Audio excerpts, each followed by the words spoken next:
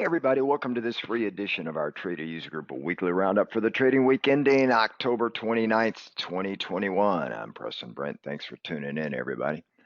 Let's go take a look at where we've been this week and then what is possibly in store for us as we go into November. Let's start off, obviously, with the market index performance. For this past week, you can see everybody was in the green. Dow, S&P, NASDAQ, Russell. Leading the way is the S&P, as it has for the latter half of this year, up 22.61%. Now, I will tell you guys, enjoy this year with this big bounce at, with all the indexes up in the high teens or low 20s, because it's rare that you'll see that a couple of years in a row after coming off a big bottom. It's normal, like we had in March of 2020, but just watch this very closely, okay? I do believe going forward for 22 and 23, we're going to have some upset movement to the downside. But anyway, like right now, we want to enjoy it. We've had, we did make new all-time highs this week in the S&P and NASDAQ, as we're seeing Q3 earnings come out. In the tech sector, Apple and Amazon missed a little bit. They pulled back while Tesla did a big deal for, I think, 100,000 cars with Hertz, so it moved up over the 1,000 mark. So all in all, it was a fairly good week with all these, but we're getting less and less participation, again, out of stocks as we move higher. If you can look at the sector performance for the week, discretionary, XLY did the best. Worst in a rare showing is energy. You can see year-to-date energy is up strong at 56, call it almost 57%. Staples up about 7.5% for the year. And if we look at the PE ratios, you can see the forward PE ratio is 22.37 in the upper right-hand corner. And the dividend yield for the S&P closed out the week at 1.31%. 10-year Treasury up about 155. So it's the 10-year Treasury is higher than the dividend yield by about 25 bips. All right. The earnings yield for the S&P is at 4.4%.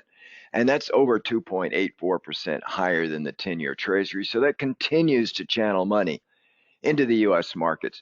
The risk premium for going into the S&P versus the 10-year Treasury is still fairly tight. You're not getting compensated for the risk at these lofty levels by saying, okay, I'll go to 4.4% earnings yield right now based on where we are. But the thing that's keeping it propped up, especially the 10-year Treasury, is very low interest rates and strong earnings. I think some of that is going to be changing as we can see the rate of change in earnings growth is slowing down. The current VIX, it moved up a little bit this week, closing out the week at 16.26. The prior week was at 15.43. Okay. So now if we look at some of the data that's coming out, we can see that, as we're kind of digesting all the quarterly results that came out this week, real economic data and the fact that GDP growth has slowed dramatically to 2%. And that's from Q2's GDP at 6.7%. So we're seeing that slowdown. It's still growth, but we're slowing down dramatically. In fact, the Atlanta Fed cut its third quarter GDP forecast to 20 basis points. Now, I don't think it's going to be that low, but I do believe we're seeing this big slowdown here, okay? I mean, there's a lot of reasons for the dip in GDP for Q3 from Q2, okay? The COVID-19 Delta variant kind of hit us this quarter, or the Q3 quarter.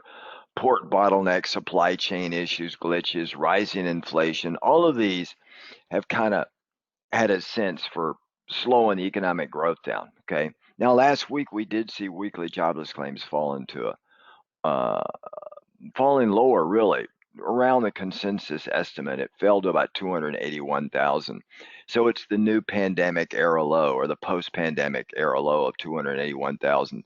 Meanwhile, wages and salaries got their biggest bump in the last 20 years this past quarter. Now, folks, that tends to be sticky inflation, not transitory.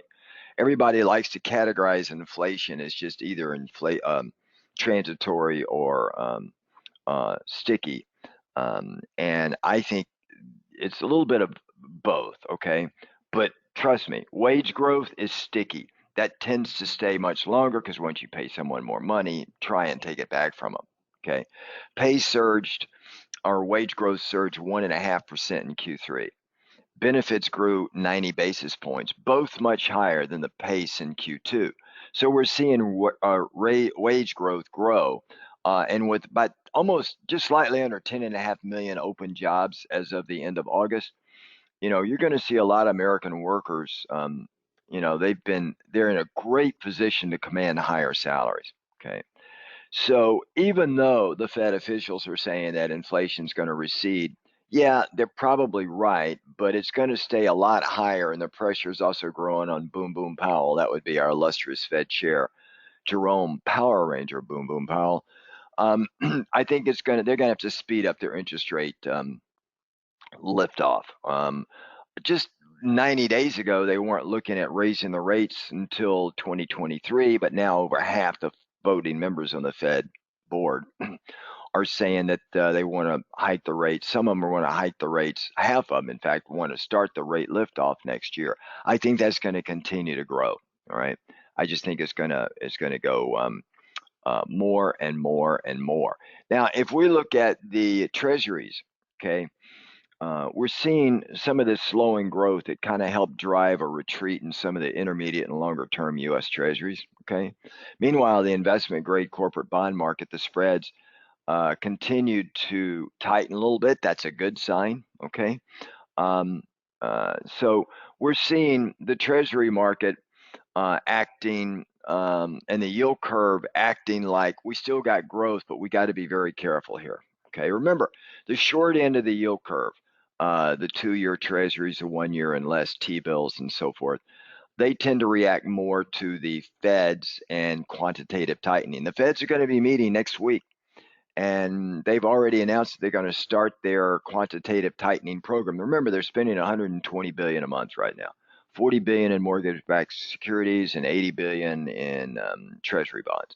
They're going to start this cutback, and I think they want to arrive sooner rather than later at zero money coming in. And even though they're not lifting interest rates, trust me, when they start quantitative tightening, markets tend to get a little bit more volatile. And it, in and of itself, also acts like an interest rate move higher, because you're going to see the treasury market start to move higher. All right, the interest rates rather. Okay. Now, if we come over and we look across at Europe, you can see here in Europe, they had their preliminary estimate for GDP. They said their Eurozone economy grew at 2.2% in Q3. Okay. Believe it or not, a little bit higher than ours, but they're just now catching up to us. But they traditionally maintain a lower growth rate than we do anyway, just because of some of the rules and higher regulation that they put on their business community over across Europe. But that was an uptick of their estimate from 2.1%. Okay. Their inflation rate is around 4.1%. It's the highest it's been in Europe over 13 years. Okay. So higher inflation here, higher inflation there. Believe me, it's also in China. And a lot of the Asian markets, we're seeing this inflation really come out very strong. Meanwhile, the president of the ECB, that would be Christine Queen Bee Lagarde, former head of the IMF, she acknowledged that inflation is going to take longer to decline, like Boom Boom Powell, but she's in line with Boom Boom Powell, meaning they really want to not raise rates too soon. So they're going to continue to support the markets, probably more so than we are here in the United States. Okay, so that's going to kind of provide a little bit of win in the sales for the bulls. Okay, now for you, the other thing you can see across Europe, all the major indices across Europe, the Euro stocks, the 50 largest companies across Europe, the FTSE, the London index, CAC 40, the French, and then the DAX, which is German index, all in the green. Year to date, again, like the U.S. markets, double digits in the green, and the CAC 40 is leading the way at 23.04%, just barely higher than the S&P at 22.61%. Okay, so the markets across Europe, high inflation.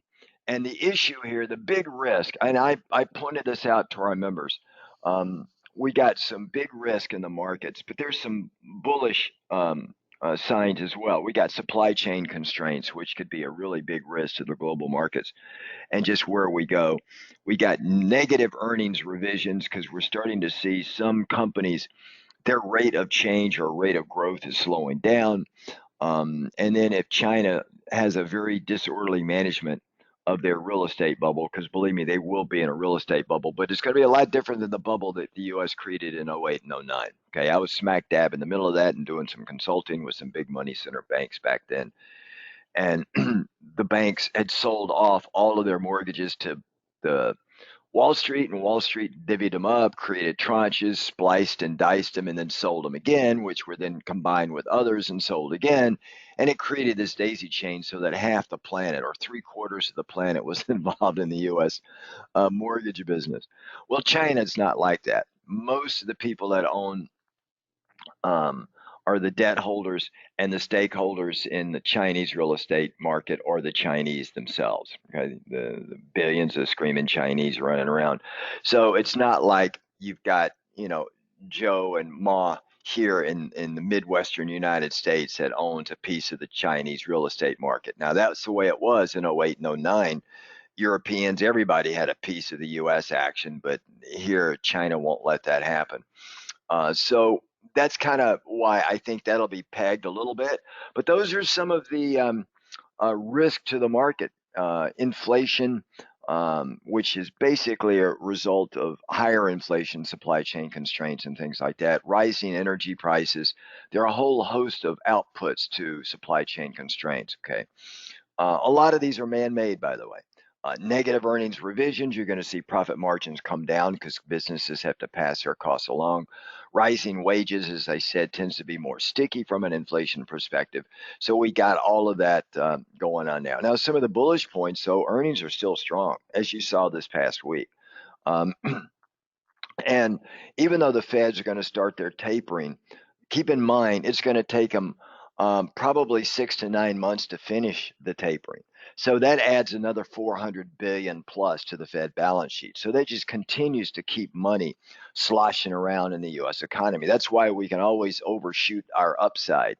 But then when it starts to come down, it's going to be ugly. Okay. And there is still over $1 trillion in stock buybacks. With interest rates so low, a lot of companies are, borrowing money to buy back their stock. That helps goose the earnings per share because you can engineer. It's corporate engineering of earnings per share. So you're seeing a lot of that. We still have a very healthy consumer. They're still spending a lot of money.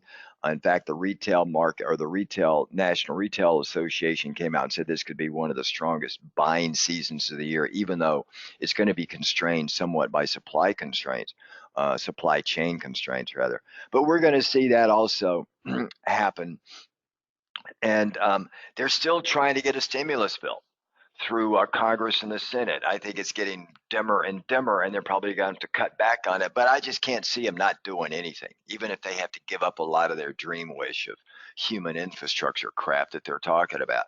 But even a $1 trillion infrastructure, of which only about 30 or 40% really is infrastructure, it doesn't matter. The markets will be goosed up higher on that too. As most of you guys know, I upgraded my forecast for the year to about 4650 to 4750. Okay, and we did have that pullback I was calling for. It was only about 6.2% in the S&P, a little over 8% in NASDAQ. Happened in September.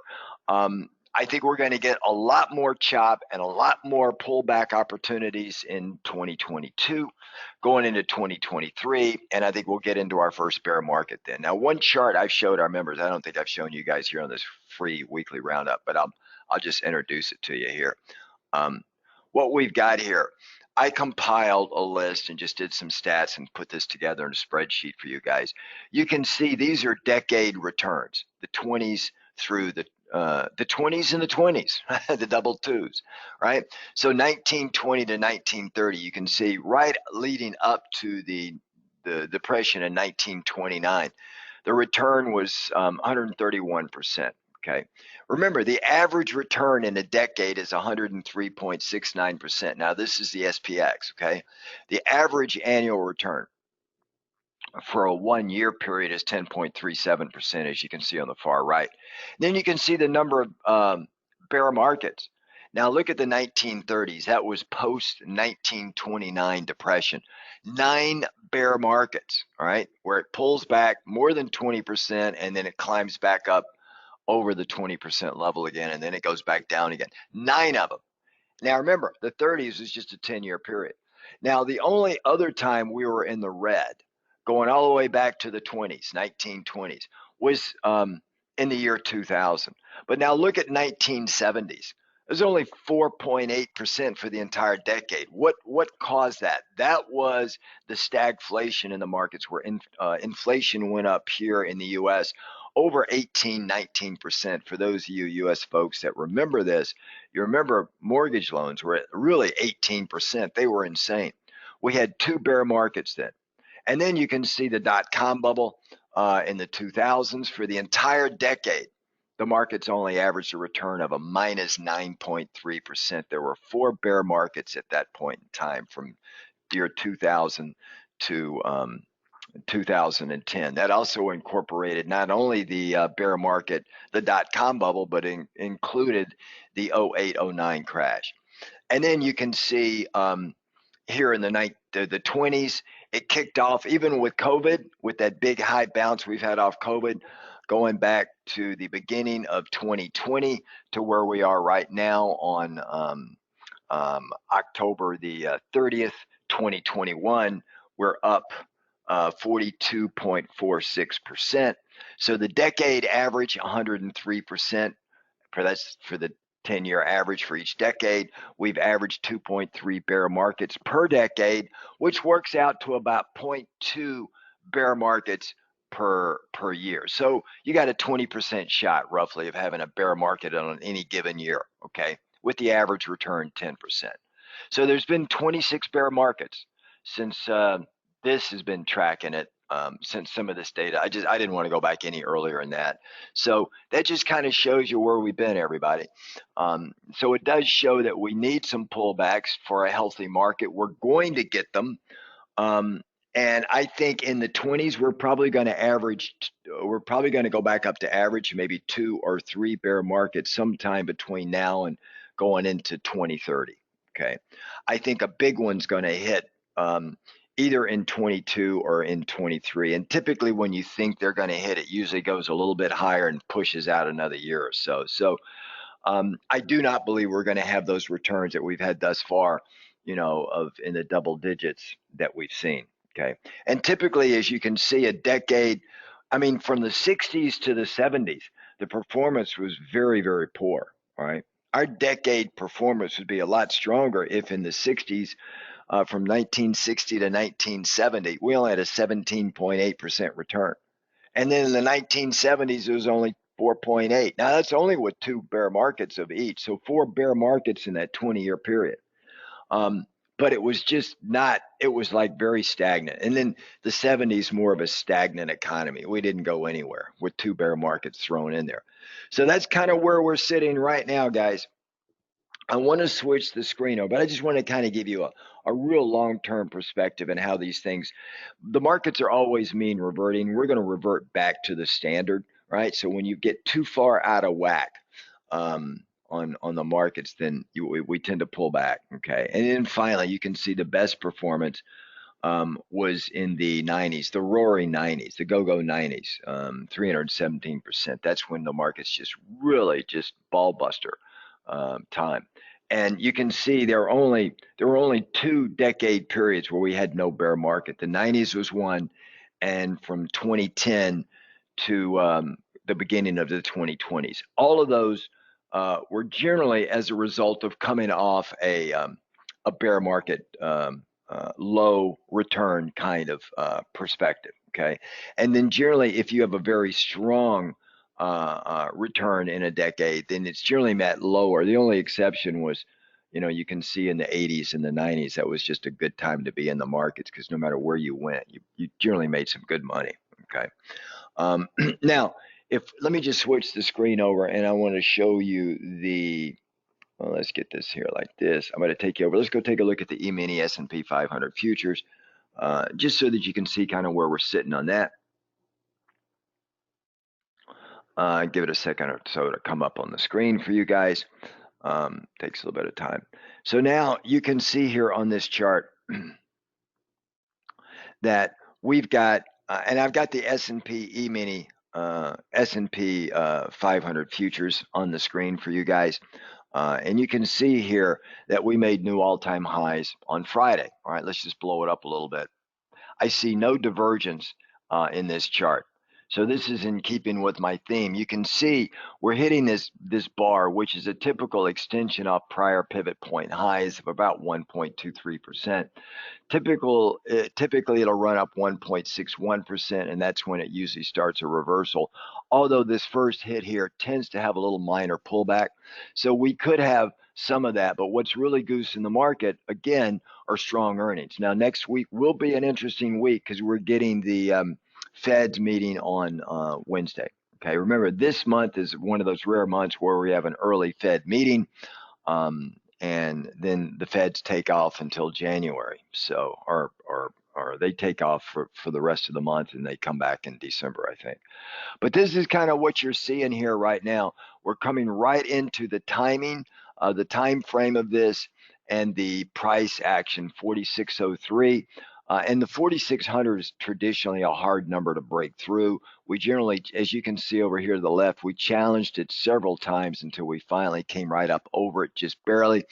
These bubbles here with a price point in the middle represents potential pullbacks on a typical Elliott Wave 5. But most Elliott Wave 5s give you a little bit of divergence. You can see there's no divergence in the MACD. Okay. And if I were to put it in the RSI, you can see there's no divergence in the RSI either. Although we're approaching overbought levels, which would tend to indicate that we may run a little bit of sideways. Maybe we'll see some vol come back into the markets in a little bit of a dip. But again, it's probably going to be an opportunity to buy the dip. Okay, like this whole week was right here. If we look at Bitcoin, it's pulled right back to the support point that I indicated, which is the 236. I'd said it'll pull back to about 58.6, kind of what it did. Now it's kind of bouncing higher. I do see Bitcoin moving up into the low 70s to high 80s before the end of the year, but we'll see where it goes. There is no divergences here in this also. So right now it's kind of following the market movement. And if we look at the Dow, the Dow Futures, you'll see that it right over here almost, but not quite, made new all-time highs on Friday. The all-time high on the Dow was made on the 26th of October. So it was made last week. So all practical purposes, it's strong too. You can see the upward vector in the 50 and the 200 EMA. The pullback points are fairly shallow, and I would be a buyer in any pullback in the Dow. You can see the estimated target here is around 36,000. So I can see that moving as well. Okay. Now, if we look at NASDAQ, it did make new all-time highs. Okay. If we look at it, you can see here, I still see a little bit more upside here in NASDAQ, a little over 16,000, which is a natural number, natural fib number, a round number. And we can bounce around here for a while before it decides what it wants to do. No divergence here either, so any pullback would be an opportunity to go long. Okay. And then finally, if we look at the Russell, it's just a road to nowhere. Okay. You can see here every time, and you can see on this annual chart, the last all-time high on the rut was made on March 15th. Every time we get up near the upper boundary, we have a red bar or two and a little bit of a pullback. And that's kind of where we're sitting right now. If we do break out up here, and it's confirmed as a confirmed breakout, meaning we break out, we may do a retest, and then with strong volume, it goes higher than the prior breakout pivot high, then we're going to take off. Okay, so I would be surprised if we don't make new all-time highs in the Russell before the end of the year. Keep in mind, November and December and January, the best performing index typically, historically or statistically, is the Russell, small cap. So we'll see how that pans itself out, but that's kind of what I'm looking at. Now, if we look at the equal weight SPX, right? If we look at the equal weight, you'll see it has started to pull back a little bit, right? So you can see here the equal weight has kind of pulled back. We're near all-time highs, but it's pulled back a little bit. And if I just show you the SPX, you'll see it is at or near all-time highs. In fact, it closed right on it. So the equal weight is pulled back where this one hadn't. So if we do the ratio chart of the SPX to the equal weight, you can see it's been really moving off the bottom in early October. So what that means is we're getting fewer and fewer stocks participating in the move higher. And that's normal as we get near tops in markets before we get a little bit more of a pullback, okay? So that's just a normal kind of thing. And if we look at volatility, you can see the VIX, as I said, closed out this week at 1626, a little bit higher than where we were. But as the markets go higher, if we get the VIX pulling back, typically the VIX wins that contest. So if we get a positive correlation between the VIX and the markets, meaning the markets go up and the VIX goes up, typically volatility wins and we see a little bit of a pullback in the markets. Now, it's no surprise that we're going to be coming into the Fed meeting Wednesday of next week. So I would expect some chop into that, and let's see what they do. Again, that would not be a surprise if they announce that they're going to be doing quantitative tightening. They're going to start initiating that this coming month in November. Would not be a surprise. What could be a surprise is if you get more and more board members saying that they could see a possible interest rate hike next year. You'll see the markets react very negatively to that, okay? Because the markets don't have that priced in right now. We'll see how that pans out next week. I went more cash than normal just until we get through that meeting and then just see where they stand. And then I'm going to be able to, pick and choose the asset classes that make the most sense. Okay. If we look at the bond market, even though we're getting this bounce down here, up in this area here is when I was saying we want to be short bonds. As we get in this area here, I'm hoping maybe it'll go higher so we'll get another opportunity to sell it at a higher level. Okay. That's kind of what I would like to see. And then, of course, the dollar a real strong day on Friday. Look at that candle there. It's huge. It could not hold and do a follow through after breaking the 50 EMA. So that shows a lot of commitment to the dollar. Although I do believe longer term, the dollar will go lower. Okay.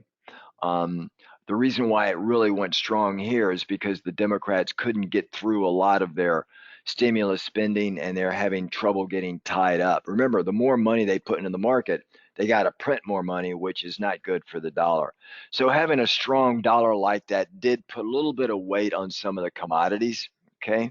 And if we come over here and let's say we look at gold, you'll see gold down a pretty good little bit. I did put some weight on it with a stronger dollar. I think longer term gold will be higher, but near term as we shake out all of this mess, it's just in a chop mode. Okay.